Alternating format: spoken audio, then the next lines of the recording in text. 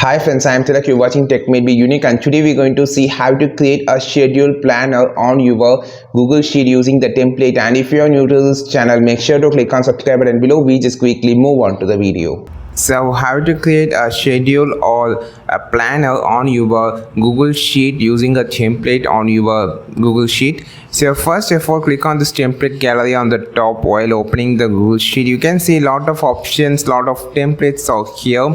So in the personal section, you can see a 3 templates which is so useful to you: a schedule template, a travel planner template, and a wedding planner template. You can just double tap here to open the schedule template, and you can just use it. For an example, here they're given as a make it formula. You can just customize the formula. You can just double tap here and you can just edit it, and also you can just change the time by double tapping here, and you can also change the spacing by dragging.